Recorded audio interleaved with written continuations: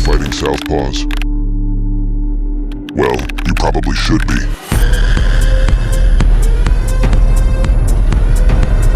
Yeah, they can be tricky. But let me show you the 5-step blueprint to actually understanding what makes them difficult and how to dominate them, or vice versa. So the first thing to know about fighting Southpaws is that your lead hands shut each other down, so you may need to slip your jab over or under their lead hand. Watch Inoue keep his lead hand higher and then slip his jab under, which leads us to step 1, dominate the lead hand battle, which you'll do in 2 ways. By controlling with your lead hand, and by confusing with it. Now, a good rule of thumb is that the higher lead hand wins. Not always, but it ensures you can easily block their lead hook and catch down on their jab. When you catch down on their jab, it opens counter opportunities over top of it. For example, you can catch their jab and counter with your own jab over top, like Terrence Crawford did here. Or you can do the same except counter with a lead hook. While having the higher hand is great, you may need more to shut down their lead hand and dominate at distance. For example, here's Shakur Stevenson pawing to shut down their lead hand, because to truly control and confuse, you'll need to combine a mixture of high hand, posting, jabbing under, jabbing over, body jabs, lead hooks, along with feints and level changes mixed into all. See how Usyk uses a variety of tools to create confusion, which is so important, because if you shut down your opponent's lead hand, they can only either get picked apart or open up and take more risks. Now, while it may be harder to jab against Southpaws, the awkward angle makes it easier for the lead straight to land. Don't believe me? Just ask this guy.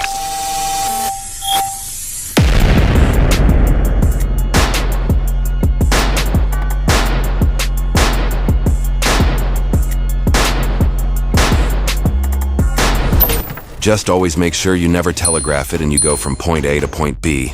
And also make sure to always immediately roll out or get back. Now, another rear hand counter against Southpaws is slipping outside of their jab while throwing an overhand right over the top. Here's Pacquiao doing it to Marquez. And here's Marquez doing it back. But wait, did you see that?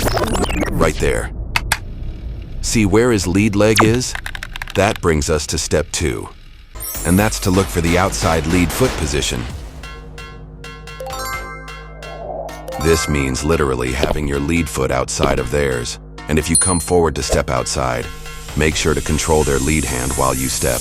Warning, from outside foot position, their lead hand is the biggest danger to you. You can end up jabbed, or even worse, you'll get caught by their lead hook.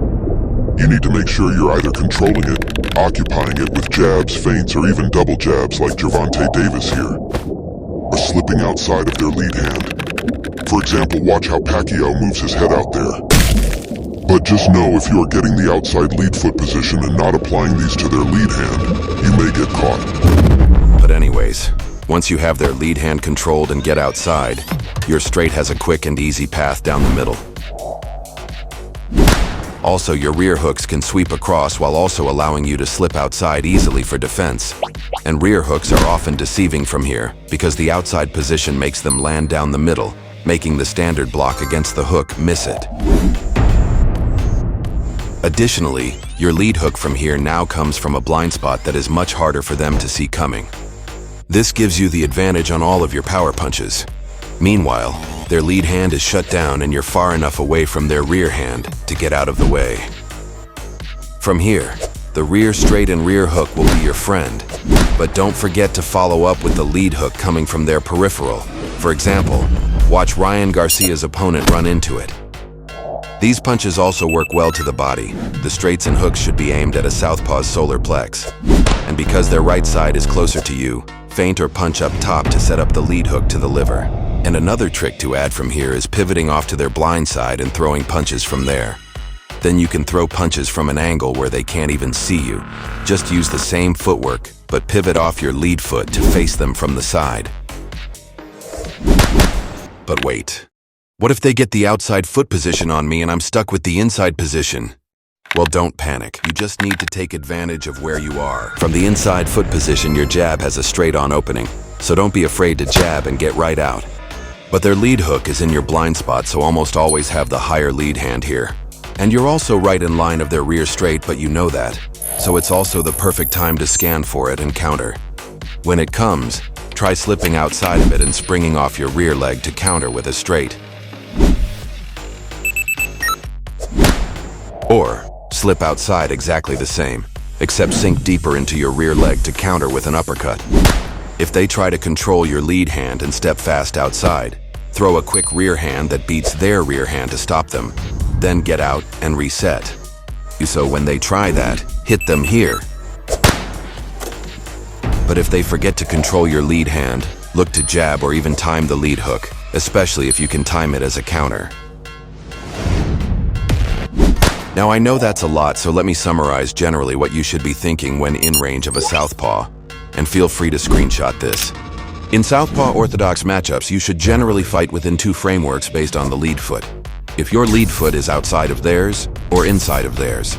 If your lead foot is outside, you should look to land rear straights, sweeping rear hooks, and the blind spot lead hook to the head and liver. But you'll be right in line of their lead hand, so make sure to shut that down or slip outside of it. This is time to be offensive. On the inside, you should look to land the jab down the middle, and then scan to counter their rear hand. If you can slip outside of it, look to counter with straights uppercuts, or even the lead hook. But be wary of their blind spot lead hook.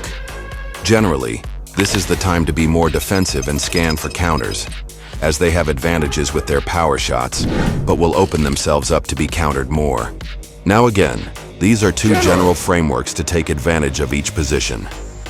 At the end of the day, anything can happen in a fight. Step 4. Tailor slicker defensive styles to southpaws to mix it up and create more counter opportunities.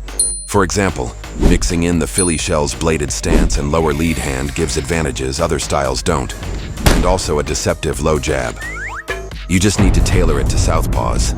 Deflect the jab, shoulder roll the lead hook, parry the rear straight or slip it, and block the rear hook or duck under it. The shell makes your defense more deceptive, while the more bladed stance adds speed and power to your rear hand counters. So if they throw their rear hand block and counter with your rear straight, or slip it and do the same. Or if they throw their lead hook, look to shoulder roll it and use the slight turn to spring into your counter. Or use the shell to get them to overcommit on a rear hand and catch them while they're moving into it. You can also get creative with head movement to bait them in further. Slip their jabs and straights. Roll under power punches. Or bait them with pull counters. Nope. Now the truth is these tactics work, but how do you put it all together? Step 5. Win sequences, not just moments. All of the tactics we went over?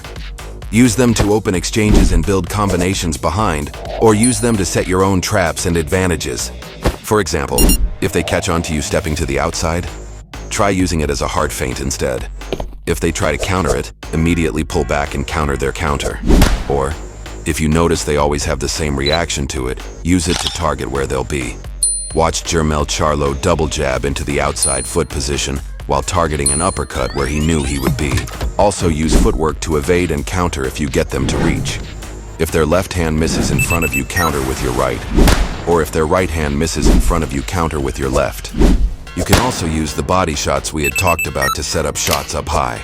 Like the rear hand to the body, eventually level change the exact same except spring into an overhand up top. Or, after a few body jabs, use that same look to set up a lead hook up high. Just always remember, it's a science and an art. While each of these 5 tools provide huge advantages in any Southpaw versus Orthodox matchup, it's up to you to put them all together into a creation of your own. If you can do that, not only will the Southpaw Orthodox matchup not scare or confuse you anymore, but you might even become the one people fear and can't figure out.